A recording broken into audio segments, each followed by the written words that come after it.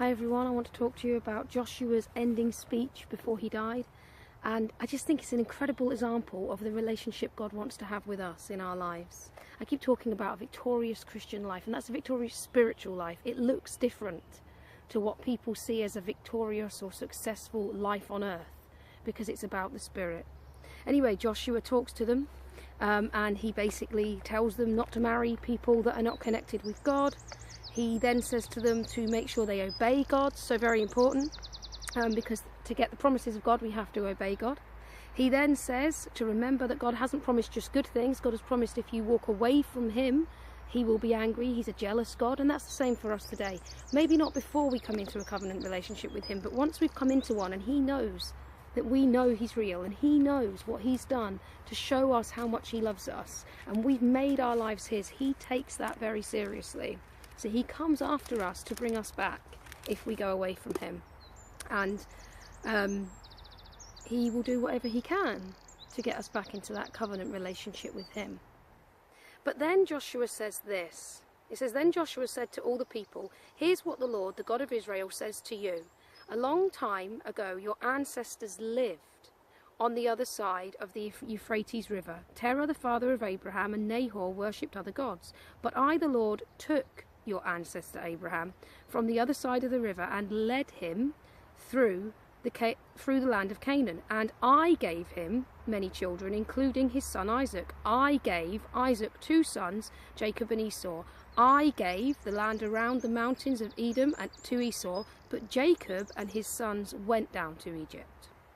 Then I sent Moses and Aaron to Egypt, where I brought many disasters on the Egyptians. Afterwards I brought you out. When I brought your ancestors out of Egypt, they came to the Red Sea, and the Egyptians chased them with chariots and men on horses, so the people called out to the Lord.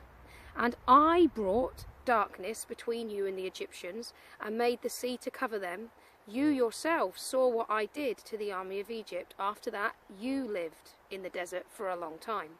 Then I brought you to the land of the Amorites, west of the Jordan River. They fought against you, but I handed them over to you. I destroyed them before you, and you took the land. But the king of Moab, Balak, son of Zippor, prepared to fight against the Israelites. The king sent for Balaam, the son of Beor, to curse you, but I refused to listen to Balaam. So he asked for good things to happen to you, and saved you, and brought you out of his power. And I saved you, and brought you out of his power. Then you crossed the Jordan River and came to Jericho, where the people of Jericho fought against you. Also the Ammonites, Perizzites, Canaanites, Hittites, Girgashites, Hivitites and Jebusites fought against you, but I handed them over to you. I sent terror ahead of you to force out 2 Amorite kings. You took the land without using swords and bows. I gave you that land where you did not have to work. I gave you cities that you did not have to build, and now you live in the land and in those cities, and you eat from the vineyard and the olive trees that you did not plant.'" How incredible is that? That whole passage is like a partnership. And what jumps out at me, God's saying, I did this, and I did this, and I gave you that, and I went before you, and I, and you took. So I gave, you take. I led, you followed. I brought, you came. Isn't that amazing? But there's just a couple of times where it says Abraham's dad lived in the land. It wasn't God gave him it. It wasn't God took him there. He made that decision. The Israelites went to Egypt. They made that decision. The Israelites lived in the wilderness, and we know they lived in the wilderness and went round and round and round that wilderness until they stopped complaining. Then God let them go through to the other side. What I find absolutely amazing and absolutely incredible is the way it's worded. I, you, you. To me, to you, to me, to you. A bit like a funny children's programme that we have here in the UK. Chuckle Brothers. To me, to you, to me, to you. That's what God's like, but he does all the big stuff. You know, it actually says, I gave you houses you didn't have to build. I gave you a land that you didn't have to fight for. It actually says you took the land without swords and without bows.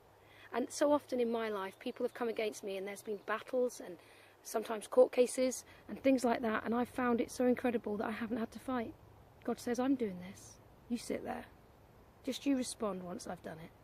That's the magnificent God we've got. But what it also shows me is free will. We can make our own choices. We can choose to go to Egypt. We can choose to stay with the other gods. It's not you have to. It's free will, even once we know him. There are obviously consequences, and he's a jealous God and he loves us so much. But he gives us free will, and we can choose. We can choose to serve other gods, or we can choose to serve this God. And what strikes me is in Joshua's speech, he actually says, do you know, this is what God's promised if you do this, and this is what God's promised if you do that. Now you choose what you want to do, but I'm serving God. And I think that's absolutely brilliant, because he doesn't say, this is what God's promised and you must follow and you must obey and you must and you must. No. This is what God's promised. It's up to you what you want to do. It's up to you what you decide. This is what I've decided. And that is how we should be, I guess, evangelizing. And it's also how we should be talking with God, because God never says you must. He says you can. Please do. But it's up to you. Such a beautiful end to such an amazing book. And then Joshua says, now respect the Lord and serve him fully and sincerely. Throw away the other gods that your ancestors worshipped on the other side of the Euphrates River in Egypt. Serve the Lord. But if you don't want to serve the Lord, you must choose for yourself today whom you will serve. You may serve the other gods that your ancestors worshipped when they lived in the other side of the Euphrates, or you may serve the gods of the Amorites who lived in this land. As for me and my family, we will serve the Lord. And the people answered, we will never stop following the Lord or start serving other gods. It was the Lord our God who brought our ancestors out of Egypt. We were slaves in the land, but the Lord did great things for us. He brought us out and protected us while we travelled through other lands. Then he forced out all the people living in the lands, even the Amorites, and we will serve the Lord because he is our God. Isn't it amazing? Absolutely incredible. Our God is so glorious, and he invites us into his glory. He invites us into a relationship with him, but he does not force us. When we go away from him, he invites us back. He will always welcome me back and you back when we've gone away, when we've strayed.